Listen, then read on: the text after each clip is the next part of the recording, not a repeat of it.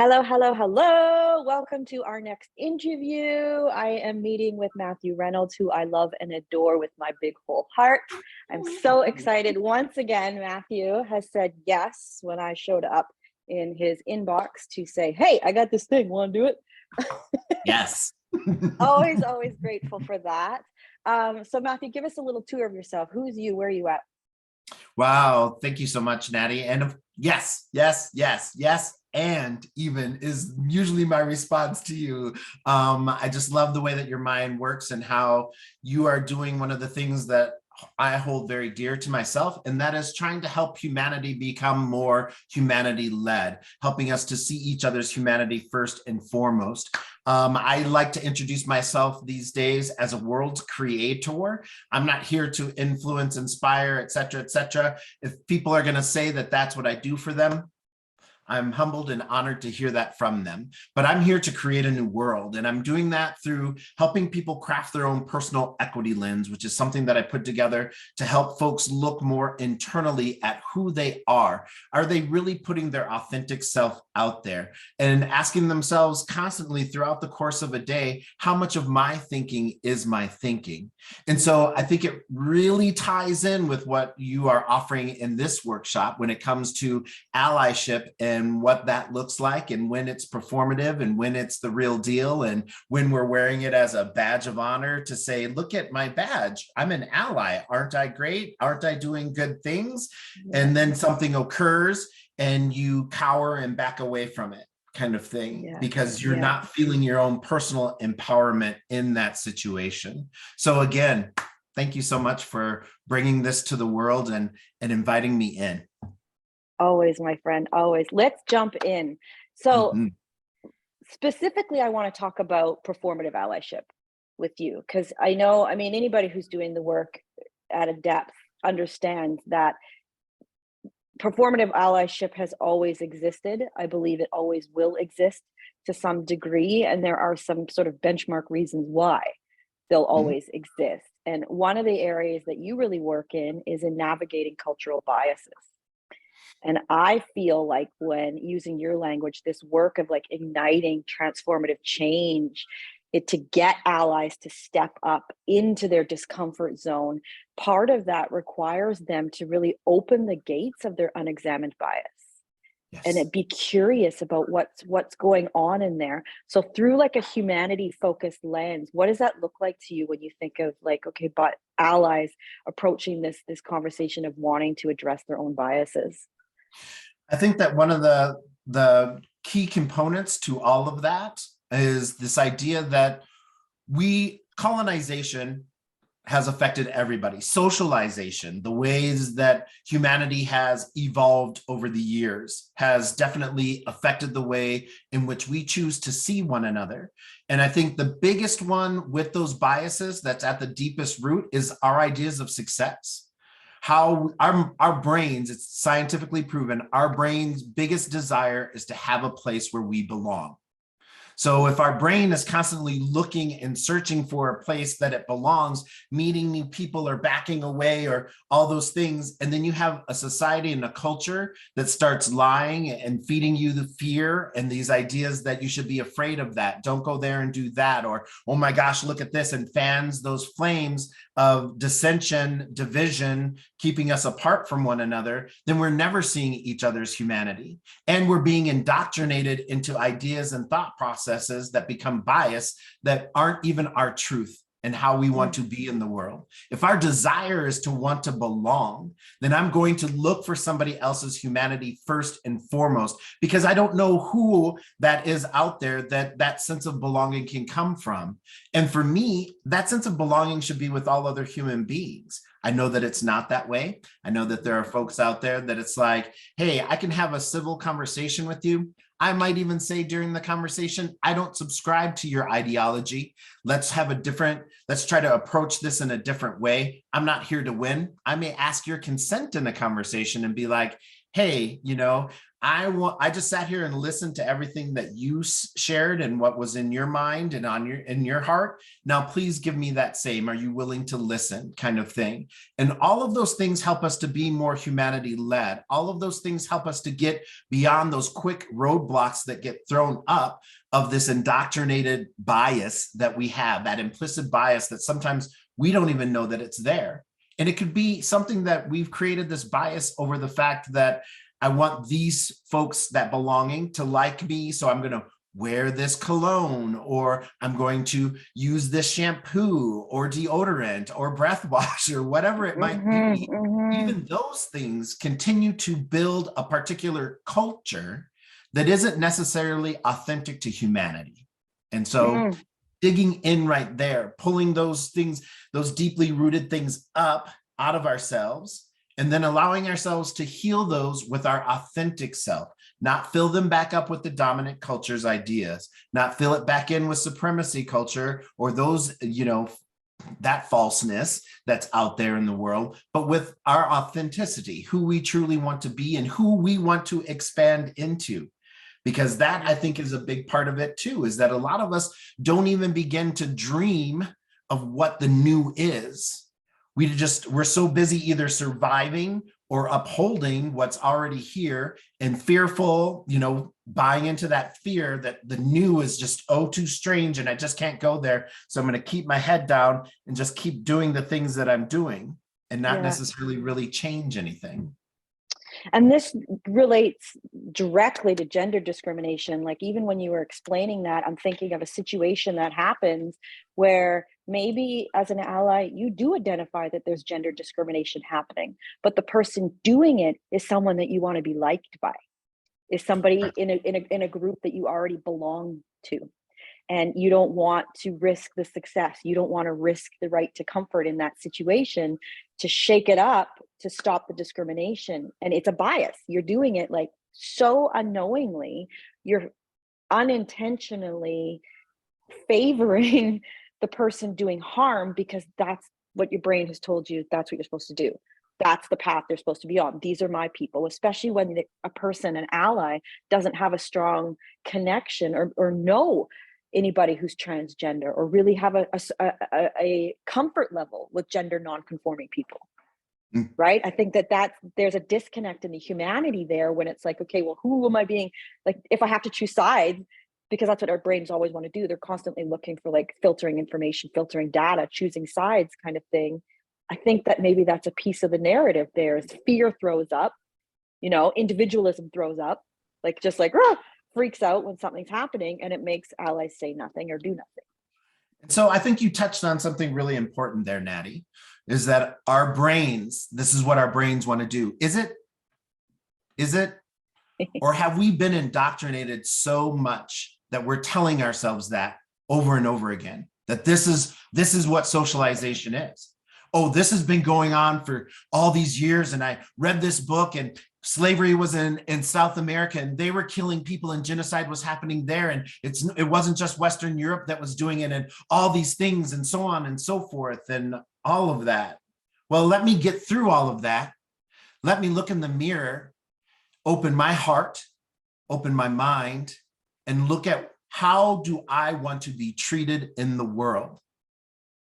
How do I want other people to see my humanity? And am I giving that to other people? And that's a tough one, because sometimes that indoctrination has caused us to feel that we're unworthy, that we're lesser than, because we constantly have been told that in this oppressive nature, no matter what marginalized group we're part of, that we've been fed that. So we have to fight, and we try to just get up out of that so that we can see our own worth, let alone be able to go, what's my my own personal authenticity in this moment, in this situation? How do I really want to be? And then a lot of people are like, oh, Matthew, that's such a utopian way, and we'll never get there, and blah, blah, blah. Who's saying that? You know what I mean? Yeah, I know exactly what you mean. Yeah. What are we really believing in? So when folks are looking to be an ally, first and foremost, I would take the badge away. 100%. What badge? I'd take ally. I want to be the human that the way that I'm treating others, yes, that I'm getting treated back. That's what I want. And that's it. Yep. And if we take away the social construct of allyship as a self-anointed role, Boom. what's left is your humanity and your sense of, I want someone to feel the way I want to feel. And in this moment, I can see that that's not happening. So I'm going to act.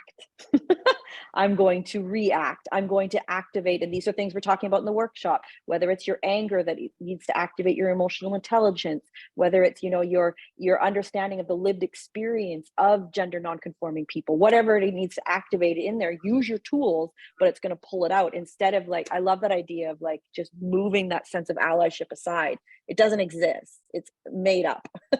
Where's your humanity? Oh. And that's the thing. That's the action, because you have actively moved it out of the way. And even actively listening, or if ASL and sign languages is the language that you use, so that, necessarily this auditory thing isn't listening, but I'm listening with all my senses, right? And I'm actively doing that for the other human being that's across from me. Why? Because I want them to do that for me as well.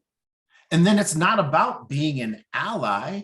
It's about recognizing each other's humanity and being humanity led.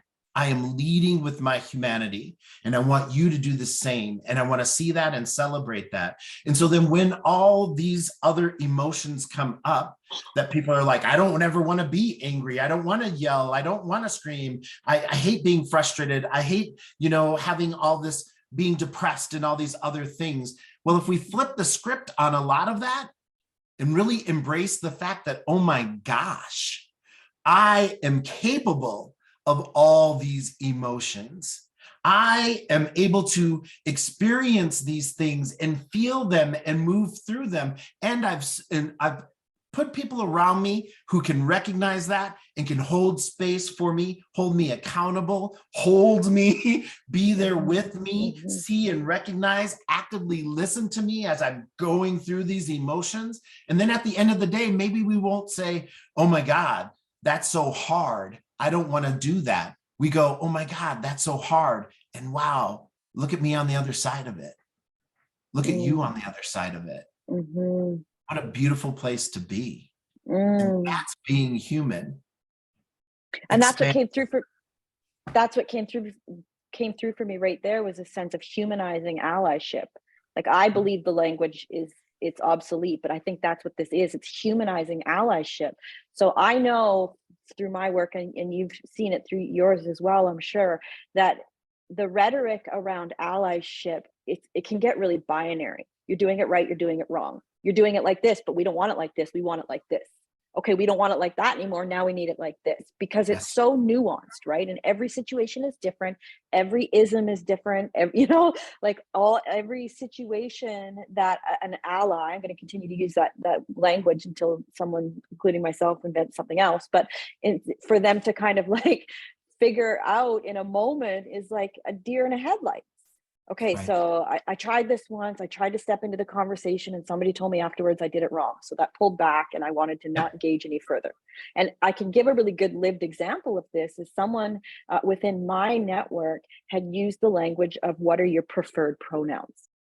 And I twitched. Oh, it just hurts. I thought about my son. I thought about all the people I work with. That is problematic language. And for allies who might be listening to this, it's problematic because we're not preferring them as our gender pronouns. They are our gender pronouns. That's where it's coming from. So by saying preferred, you're opening this little window that says it's an option and we're just choosing it, and for people who are gender nonconforming and transgender, that's a microaggression. At any rate, I had approached this person in my super cash cool way and said, FYI, that's problematic language. It's not a preference. And I explained it in the same way I did like this, and it triggered their fragility. And as soon as it triggered their fragility, it triggered their right to comfort. And so the narrative shifted to them. And I even was, in my level of work, able to say, my commitment that I've made and my responsibility is to reduce harm. Therefore, I'm going to correct you. they felt that I perhaps shouldn't have corrected them, or maybe I didn't say it in a way that made them feel the way that they needed to feel through that situation. So let's talk about fragility when it comes to humanizing allyship. If that's what we're discussing, the sense of like, you're human, I get it. You're trying, I get it. You're going to take hits. You're going to get it wrong. You've got to get back up. You got to just kind of shake it off. Be like, I'm just a human. I'm just a human doing what I can do, and learn, because I know the rate of change out here is bananas. It's so fast. Language is changing, like there's so much is changing in that sense. So let's talk in the context of fragility and right to comfort, like how, looking through humanity lens, what do you think activates or maybe turns the dial down on an ally's fragility when it kicks in? I think that what turns the dial down, that's interesting language. I think it's acknowledging the fact that we've all been colonized. We all have colonizer illness. We're all healing. We're all on a healing journey that is different from each other. Yeah. And I think that is one of the base root things that folks need to really embrace and understand when dealing with other folks. We're all going to step in it, meaning we're all going to say the wrong thing at some moment. And the whole idea of perfectionism and being right all the time is a tool of white supremacy culture.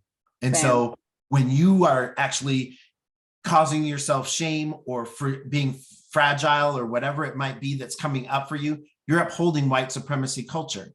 And didn't you just say in the other room that that's the thing that you wanted to fight against, and you're trying to get rid of and shine a light on and make sure that it's not dictating how humanity goes? So recognizing that and being able to give yourself grace and give others grace when it happens. If I know for sure that somebody isn't dead naming someone, meaning that they're doing it maliciously and they're doing it because they don't believe, in that whole transgender thing and all that rhetoric. And that's just in this situation, right? If I know that they're not dead naming someone, it is so easy for me to come with an open heart and be like, hey, you made a mistake there. Or it's easy for me when I make that mistake because I've just met this student, right? Teaching in the various areas that I find myself, and I use a wrong name or I use a wrong pronoun. So I'm trying to they, them, everything these days and just go to a neutral place with it. And some people are like, actually, I want these pronouns kind of thing. But that's the kind of thing of like, I'm not going to know that. And we're not going to be able to have the conversation unless we take out of ourselves that stuff that white supremacy culture has indoctrinated us into, that we need to win all the time. We need to be right all the time. You need to think like me and do these things in that way, which you were speaking to, right? And that block right there is what causes all this fragility to come up. It's like, oh, I don't understand. I'm fearful of saying the wrong thing. And yeah, beautiful. That's an amazing thing. And yet we don't have time to sit there and only deal with that. Have that emotion. It's emotional intelligence. You know that it's there, that you have this fear around it, or that it could cause this. Call it as it happens in the moment.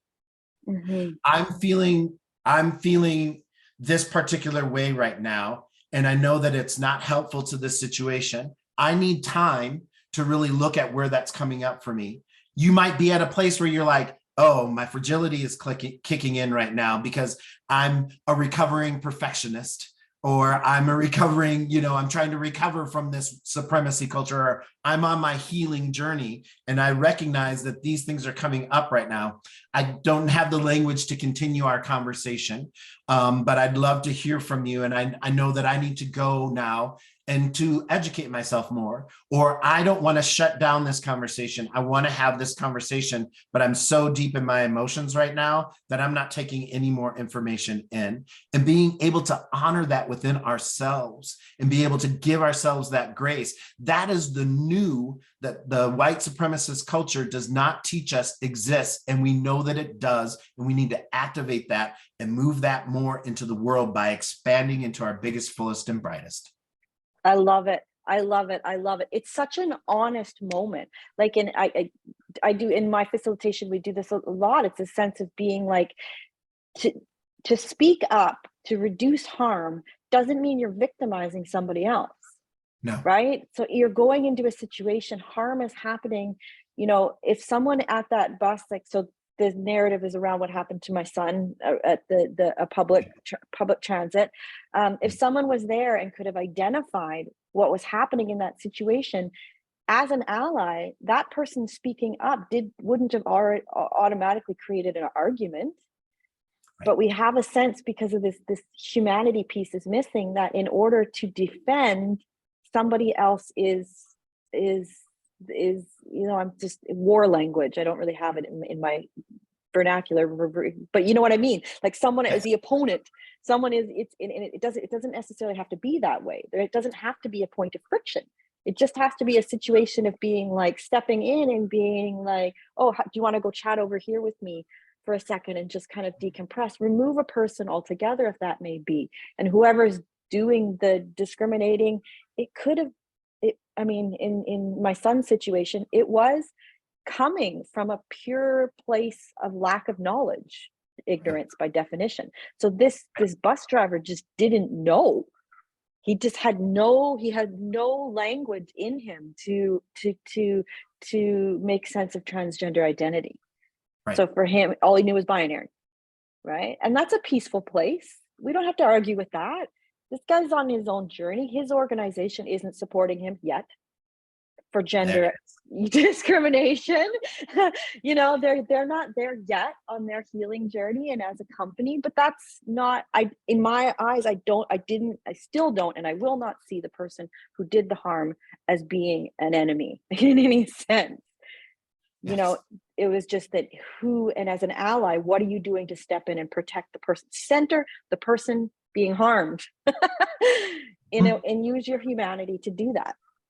And center the humanity of the person who's being harmed. This is a human being. Mm-hmm.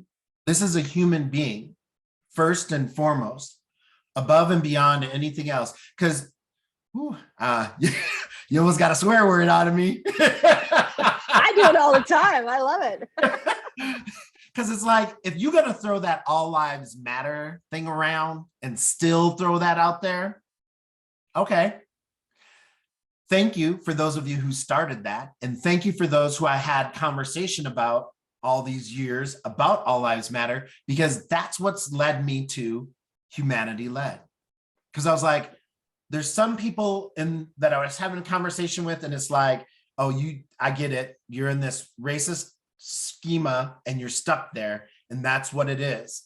And I've talked with people where it's like, okay, I need to get out of here to keep myself safe, because they're wanting to use this to instigate physical violence. And then there's others that are like, no, all lives matter. And I don't understand why we have to, and they just, as you were saying, are at a place in their healing journey that they just didn't get it.